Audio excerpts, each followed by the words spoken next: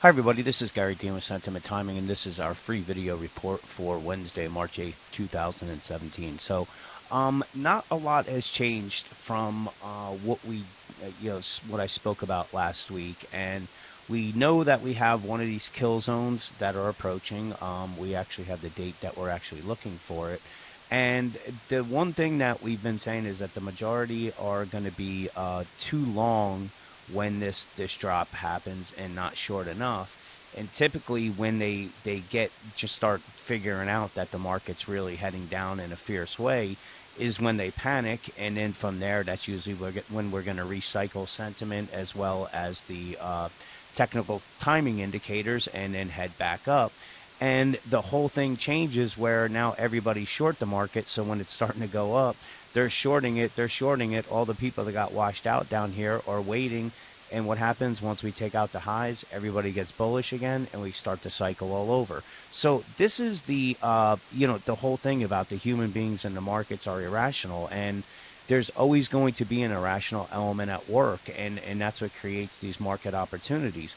And by knowing these technical timing indicators that Woody Dorsey's been doing for over 40 years for some of the largest financial institutions in the world, we're able to know when to expect a big swing in the market. Now, we're not talking about little tiny moves that are going 15, 20 points like this. We're talking about the big swings that go usually a bare minimum 100 points. Sometimes they go a little bit less than that. Sometimes they go a lot further than that. But we know the dates on it, and then sentiment is what we look for, or what Woody has specialized in for those 40 years, and that gives us a clue as far as what is the majority thinking, because the majority always has to be, if we're expecting a top in the market, the majority has to be bullish on the market, and they're not going to believe that the market's going to go down, because if everybody was expecting the market to go down, they're not going to be buying, so it's not going to go up. So sentiment is a big factor in figuring out when this timing piece is going to kick in, and then we just use our regular technical indicators to try to figure out where price might turn. So as far as on the technical timing indicators that I'm talking about, this is on November 17th. What Woody had said was, what's a best way for the market to decline 20 or 30%? That's spike it up to new highs, maybe 2,300, 2,350.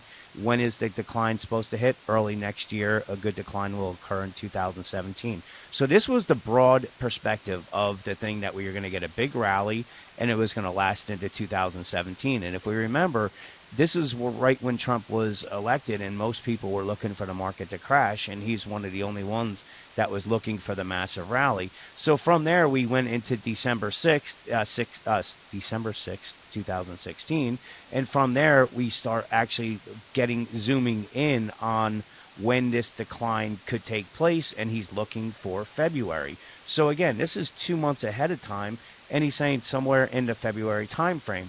We've now zoomed in even more, and we have a specific date that we're looking for.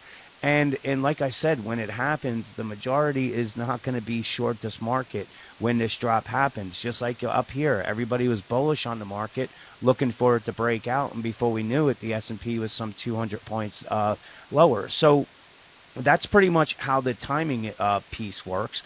And this is just from the March 2nd report, because we don't have, there's nothing that we're really adding. We know when the date is. It's been put out, the exact date, so we can't keep, saying the same thing. But the micro kill zone, it's going to occur, and the date is here. And there's going to be two of these. So two big drops are scheduled to hit in 2017. So you have, imagine this one right here, and then bouncing up, and then seeing this one right after it. This took place years apart, but the thing is, there's two of them that are scheduled like this. So that's why I continue to say that we have a magnificent trading environment that's going to be setting up, and there's going to be money that people are going to dream about making, because if you know how to position your portfolio, if you're just a long trader, you're going to know when to be stepping out of the market and tightening your stops. If you trade both ways, you're going to know when to start positioning your short positions and just let gravity take place. So that's the whole thing what I was explaining with the everybody has to be bullish on the market for the big drops to happen, because the longs are complacent because they're not really worrying about the market to drop. The shorts keep getting washed out like we've seen it. Every dip's been brought back up again. So we're going to get everybody long the market and not enough people short the market, and they're not going to start realizing what's taking place until we're in the panic zone. And this is the exact way that institutions do it. They start buying in this when we get into the capitulation, and then when we start getting into the thrill euphoria, they start covering they start closing their long positions and getting short, and the cycle repeats over and over again. So this is the series of 90% bullish readings. This is what I'm saying, where everybody has to be bullish on the markets. And you can see here on a longer term, this is the moving average part. This is the highest we've ever seen it. So if we go back to black hole 10/2014, let's take a look at what happened then. And guess what? That's what this was right here. So that is the exact time that we had the last previous highest reading, and now this is higher. So can we expect a deeper pullback? Possibly. That one was pretty fierce, but what we have to remember is there's two of those that are set up, and that's really the important part. So if we just take a look at our regular charts here, the one door that I'm leaving open while we may be able to come up and test these highs or even making them a small break is because we don't have the bearish divergences. But we've had so many bearish divergences setups that have produced nothing that it's not needed to do that. So what I say is, use the strength, to get short, but most likely they're going to get that one big short washout and try to get everybody out of here before they drop it. And if you don't know when this date is going to take place, that the big drop is coming, you're going to probably cover right before it happens. So knowing when these dates are taking place is, it's pretty important. So if we just zoom in and take a look at the shorter term, say, setups, we're right at a pivot point right now that you can see. And what we're looking for, if the bulls can push it through this congestion area, let's say from the 2376 down to the 2370. If they get above it, then most likely they're going to come up to the 2384.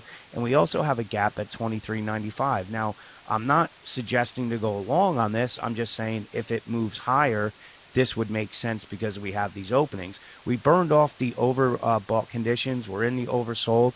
We do have some bullish divergences, but like I said, the risk of buying just without any concern of a drop is not really the right move to make here.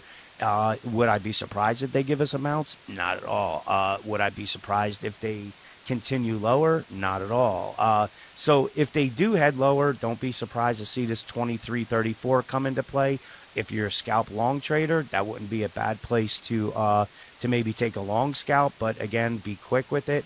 The majority, really what the bears have to do is push it through this 2360 down to the 2350. If they get through that, that's when they get the clean shot coming to the down to the that 2327. So again, we have some massive moves that are pending, and there's going to be a few of them, and if we're going to get two of them, then one is going to come down and the other one is going to come up like this, and then we're going to get another down one. So if these are 200 points down and 200 points up, imagine having two of them within a very short time period. Obviously you're not going to catch the exact top and the exact bottom, but let's just say you caught 70% of an 800 point move up and down. That's, the people dream about those kind of years, and you can make it in a very, very short amount of time. So with that, we have some stuff that's going to be coming out tomorrow. I'm doing a phone, like kind of like a little questionnaire with Woody, so I may be sending that out.